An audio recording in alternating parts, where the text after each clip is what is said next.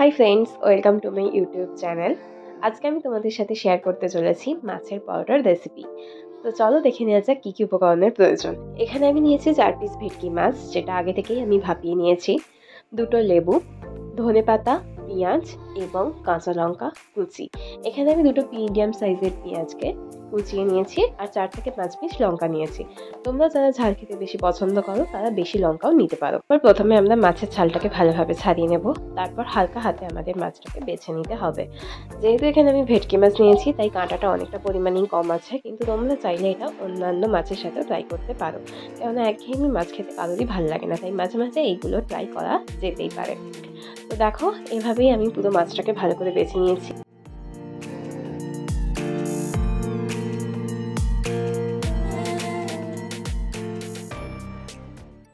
বাকি মাছগুলোকেও আমরা সেমভাবেই বেছে নেব। আমার এখানে সমস্ত মাছটা বাছা কমপ্লিট হয়ে গেছে। এখানে আমি কড়াতে আগে থেকেই 2 পলা তেল গরম করতে দিয়েছিলাম। তারপর এতে দিয়ে দিচ্ছি কালো জিরে আর শুকনো লঙ্কার ফোড়ন। এরপর আমরা এতে অ্যাড করব আগে থেকে কেটে রাখা পেঁয়াজ। পেঁয়াজটা দেওয়ার সময় কিন্তু মাথায় রাখতে হবে গ্যাসের ফ্লেমটা যেন অবশ্যই মিডিয়াম আঁচে থাকে। পেঁয়াজটাকে আমরা ভালোভাবে নাড়াচাড়া করে নেব। করে নেওয়ার পর কিছুক্ষণ এভাবেই রেখে দেব, যতক্ষণ না পেঁয়াজটা ভালোভাবে ভাজা ভাজা হয়ে যাচ্ছে। তো দেখো, এখানে আমার পেঁয়াজটা খুব ভালোভাবেই ভাজা হয়ে গেছে। তারপর আমরা এতে অ্যাড করব কাঁচা লঙ্কা কুচি এবং ধনেপাতা কুচি। আমি কিছুটা ধনেপাতা কুচি সরিয়ে রাখবো, কারণ যখন পুরটা পুরোপুরি রেডি হয়ে যাবে তারপর ওই ধনেপাতা কুচিটা মিশিয়ে একটুখানি চাপা দিয়ে রাখতে হবে।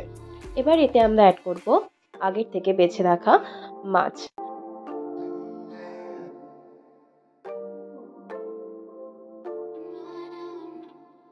মাছটা দেওয়ার সময় কিন্তু গ্যাসের ফ্লেমটা একদমই লোতে রাখতে হবে, কেননা অলরেডি আমার পেঁয়াজ, ধনেপাতা এবং কাঁচা লঙ্কাটা ভাজা ভাজা হয়ে গেছে। তারপর আমরা মাছের সাথে এই পুরো মিশ্রণটাকে খুব ভালো করে মিশিয়ে নেব। আমার এখানে মিশ্রণটা পুরো রেডি হয়ে গেছে। তারপর আমরা এতে দিয়ে দেবো স্বাদ মতো নুন। নুন দেওয়ার পর এটাকে একবার মিশিয়ে নেব। তো তারপর এতে অ্যাড করব লেবুর রস। এটাকে আমাদের বারবারই ভালোভাবে মিশিয়ে নিতে হবে, নইলে কিন্তু এটা কড়াইয়ের নিচে বসে যেতে পারে। তো দেখো, আমার প্রায় পুরটা রেডি হয়েই এসেছে।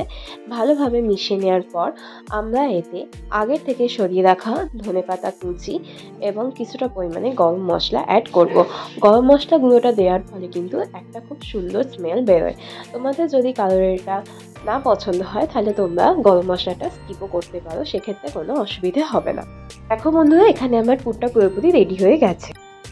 এরপর আমরা এটাকে একটা পাত্রের মধ্যে নামিয়ে নিয়েছি।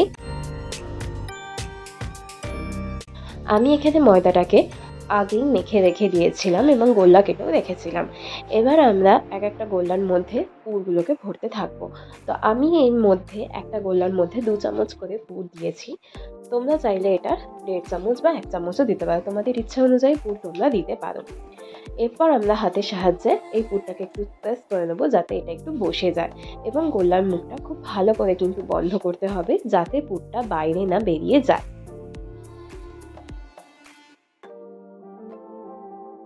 একই রকম ভাবে আমি বাকি গোল্লাগুলোর মধ্যেও পুর ভরে নিয়েছি এবং প্রত্যেকটা গোল্লাই আমার এখানে রেডি হয়ে গেছে। এরপর আমরা সামান্য পরিমাণে তেল দিয়ে এই গোল্লাগুলোকে একে একে বেলে নেবো। বেলার সময় খেয়াল রাখতে হবে যাতে ভেতরের পুরটা বাইরে না বেরিয়ে যায়, সেই জন্য হালকাভাবে চাপ দিয়ে এই গোল্লাগুলোকে একে একে বেলে নিতে হবে। তো দেখো, আমার এখানে বেলা কমপ্লিট হয়ে গেছে। ফ্রাই প্যানটা গরম হওয়ার জন্য আমি একটু আগে থেকেই গ্যাসে বসিয়ে রেখেছিলাম। তো আমার ফ্রাই প্যান গরম হয়ে যাওয়ার পর আমি পরোটাটাকে এর মধ্যে দিয়ে দিয়েছি। তো দেখতেই পাচ্ছ আমার একটা দিক ভালোভাবে সেঁকা হয়ে গেছে। এইভাবেই আমাদের পরোটাটাকে খুব ভালোভাবে কিন্তু ভেজে নিতে হবে।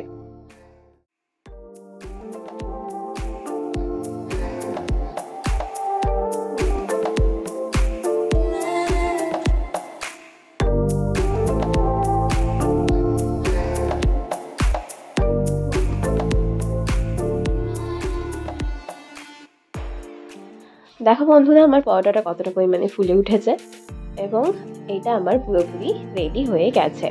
দেখো, আমার আরেকটা দিকও কিন্তু খুব ভালোভাবে ভাজা হয়ে গেছে। এবার আমরা এটাকে একটা প্লেটের মধ্যে নামিয়ে নেব। এভাবে তোমরা বানিয়ে নিতে পারো গরম গরম মাছের পরোটা। ঠিক একইভাবে আমি এবার বাকি পরোটাগুলোকেও রেডি করে নিয়েছি। এই মাছের পরোটাটা এতটাই টেস্টি হয় যে এর সাথে কোনো রকম সবজির প্রয়োজন পড়ে না। চাইলে তোমরা সবজিও ট্রাই করতে পারো, কিন্তু আমি এটা কেচাপের সাথে খেতেই বেশি পছন্দ করি। তো দেখো এটা কতটা পরিমাণে সফট হয়েছে। এটা দেখতে যতটা সুন্দর হয় ততটাই সফট এবং টেস্টিও হয়। তো বন্ধুরা, তোমরাও কিন্তু এটাকে অবশ্যই ট্রাই করো এবং আমাকে জানিও কেমন হয়েছে খেতে। আমার ভিডিওটা যদি তোমাদের ভালো লেগে থাকে লাইক, শেয়ার এবং সাবস্ক্রাইব করো।